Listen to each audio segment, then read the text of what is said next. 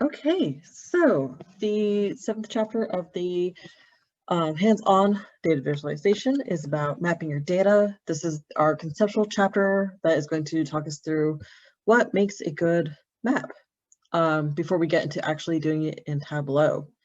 So the beginning of this chapter goes through several different types of maps. Tableau only has the capabilities to do 2 of these.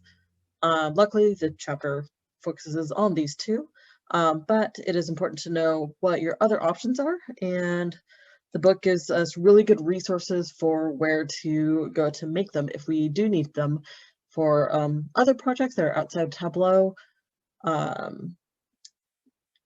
which you could use for a lot of other school projects or work projects. If you want to try to integrate anything from other things into your data visualization, have a chat with me. But I think the point and the chloroform should meet your needs for whatever you have. Do remember that you do need to have a map in your data project for just to have a complete thing. And so if you need options for that because your data doesn't have it or doesn't have anything interesting associated with it, we can talk about that as well. Okay, so so I'm not going to read these to you because you're more than capable of reading them yourselves. I'll point out that both of these point maps deal with the point type data that we'll talk about a little bit later. The chloroform, the polygon map is probably what a lot of you will end up using, and Tableau does very well.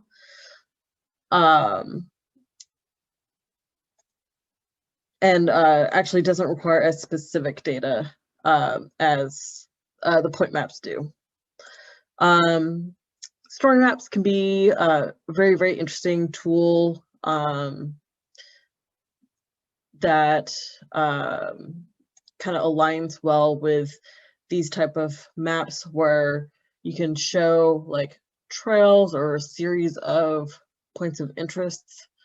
So I know at least one of you have data that could theoretically use this type of mapping better than with the other options.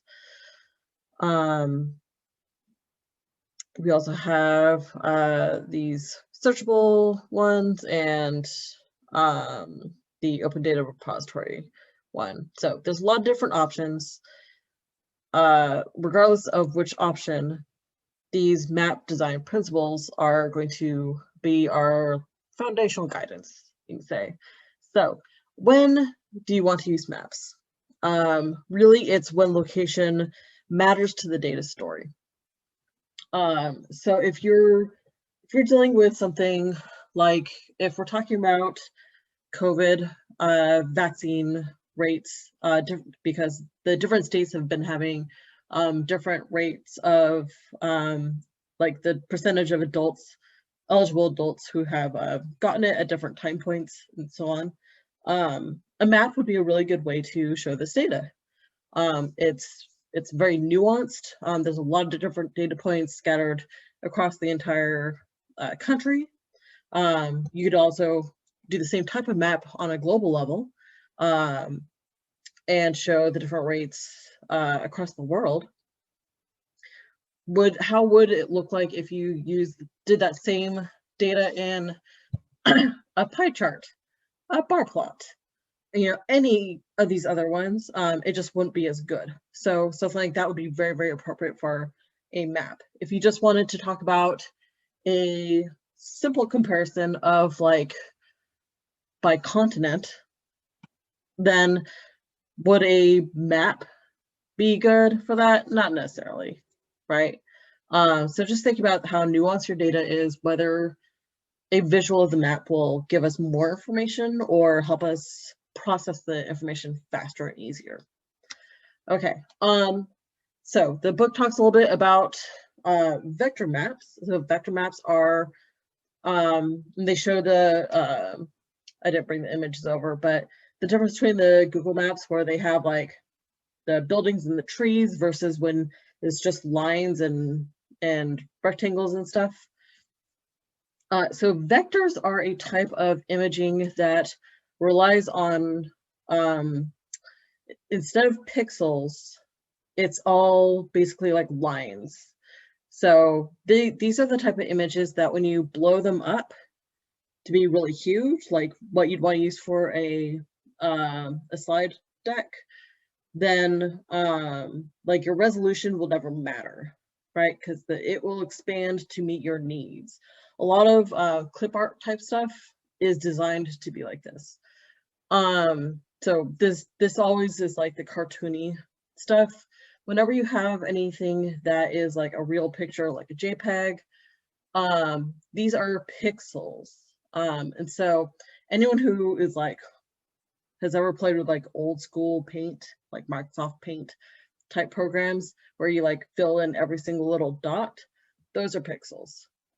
They do not blow up well. So if you have a very small image and you try to expand it for a PowerPoint, like where you're blowing it up on an actual screen and not just on Zoom, the size will matter on those. It'll get like really fuzzy and gross looking. So for visualizations with maps, you want to go for vectors so that people can zoom in and out. This is especially important when you have really interactive maps.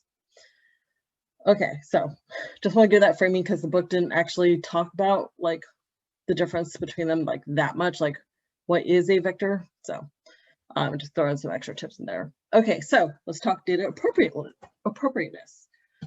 So one thing you want to make sure is that your data information is consistent. And I will remind you of when we started the quarter and I had you do some exercises from the book that had geographical data, and you could enter in the data, like if you entered in the data and it was like badly formatted data or like not precise, then it wouldn't translate it over to the actual geospatial data, right? So if you're entering in addresses, for example, and you wanted to enter an SPU's address, then it needs to follow the format. It needs to give the exact address. You can't just put SPU Seattle and be done with it, right? Because the program isn't going to be smart enough to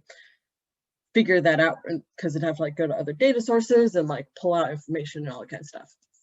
Yeah, so if you're trying to do a point type map that is like picking on cities and it's an international map, and you know, sometimes this happens where like in the US we'll get like city and states and all this specific stuff, and then when you have like stuff from other countries, it'll just be like India, you know, and they won't give the specific information because they just assume like, oh, like the US is more important for this kind of stuff and the other ones aren't, because people biases and data and stuff.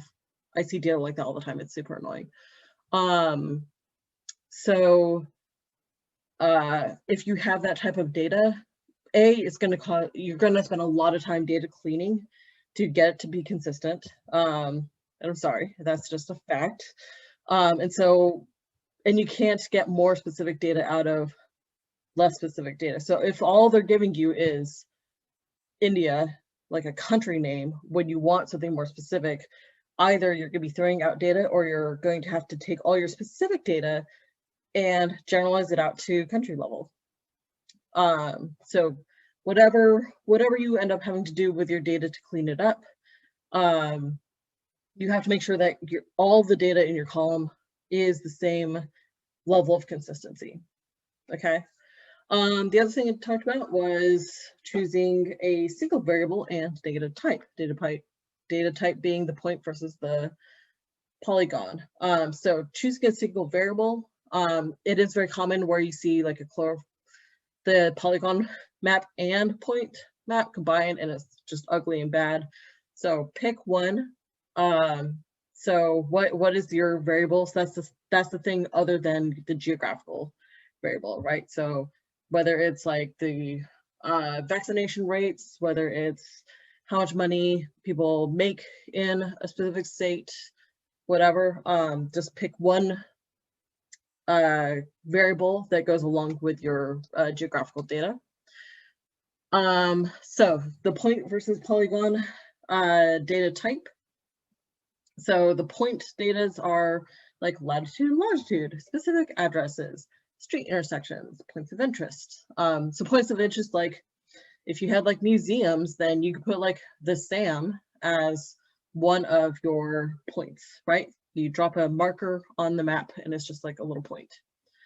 Polygon is anything that is an area. So city limits, county limits, states, district, provinces, entire countries, whatever it is, instead of a single point, you're just drawing a line around an area. That's all that is. Okay, so once you've figured out what type of data you have, you've looked at your data and can tell, like through your data cleaning, what kind of data you have and all that kind of stuff, whether a map is even appropriate. Now we can get into the discussions of the details of the chloropleth maps or the versus the point maps.